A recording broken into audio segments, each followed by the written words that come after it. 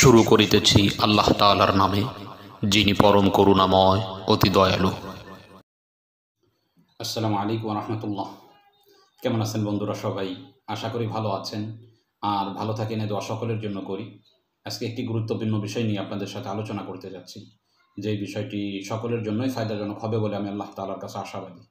বিষয়টি হলো, অসংখ্য পরিবারের মধ্যে এমন দেখা যায় যে স্বামী প্রচুর পরিমাণে বদমেজাজি হয়, কোনো কিছু বলার আগেই প্রচুর পরিমাণে বেশি কথা বলে, এমনকি স্ত্রীকে মারার জন্য সে উদ্যত হয়। এই অবস্থা চলমান চলতে চলতে স্ত্রী ভীত সন্ত্রস্ত হয়ে যায়, অর্থাৎ তার সামনে যে কোনো কিছু বলা বা কোনো কাজ করতে সে ইতস্ত বোধ করে, ভয় ভয় করে।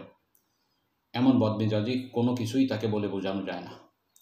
এইরূপ যদি কোনো কারো স্বামী বদমেজাজি হয়, সামান্য সামান্য তুচ্ছ বিষয়গুলো নিয়ে যদি সে দ্বন্দ্ব করতে থাকে, ফাসাদ করতে থাকে, এবং পরিবারের মধ্যে যদি কোনো শান্তিই না থাকে, অথচ এই লোকটা এমন যে বাহিরে গেলে সকলের সাথে অনেক ক্ষেত্রেই ভালো ব্যবহার করে, শুধু ঘরে আসলেই স্ত্রীর সাথে প্রচুর পরিমাণে বাজে ব্যবহার করে, রুক্ষ ব্যবহার করে, এবং মেজাজটা প্রচুর পরিমাণে রাগান্বিত অবস্থায় থাকে, এবং স্বামী যেই কথাগুলো বলতেছে এর প্রতি উত্তরে যদি স্ত্রী একটা কথাও বলে, সে প্রচুর পরিমাণে উদ্যত হয়, এবং কি সে তাকে তার বাড়ি থেকে বের করে দেওয়ার জন্য মনস্থ করে ফেলে।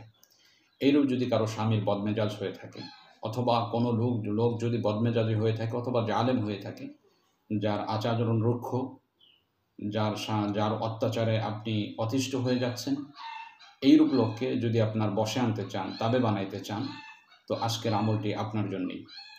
যে আমলটি আজকে বলা হচ্ছে, এই আমলটি যদি আপনি ইখলাসের সাথে ভালোভাবে করতে পারেন, আশা করা যায় এই বদমেজাজি লোকটি, এই বদমেজাজি স্বামী আপনার বশে চলে আসবে এবং আপনার সাথে ভালো ব্যবহার করবে, এবং আপনি যা বলবেন লোকটি তা শুনবে ইনশাআল্লাহ, আশা করা যায়।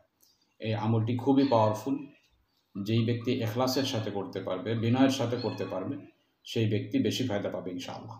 তাহলে চলুন জেনে নেই আমলটি কিভাবে করতে হবে।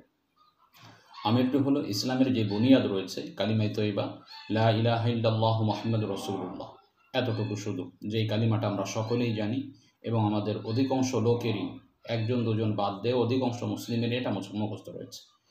কালিমায়ে তয়্যিবাটা পাঠ করার নীতি হলো, আপনি 1000 বার পাঠ করে আপনার স্বামী যে বদমেজাজি, যে রুক্ষ ব্যবহার করে, যার কারণে আপনি ভীত সন্ত্রস্ত হয়ে আছেন, এর সাথে দেখা করতে যাবেন।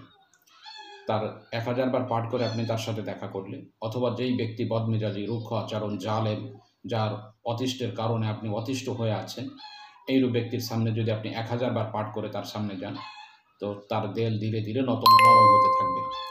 এইভাবে চলমান অবস্থায় আমলটি যদি আপনি কিছুদিন পর্যন্ত করতে থাকেন, তাহলে আশা করা যায় এই আমলের বরকতে যেই ব্যক্তির জন্য আপনি আমলটি করেছেন, এই ব্যক্তি আপনার তাবে হয়ে যাবে এবং আপনার বশে চলে আসবে, এবং আপনি তাকে যা বলবেন সে সেগুলো শুনতে বাধ্য হবে ইনশাআল্লাহ।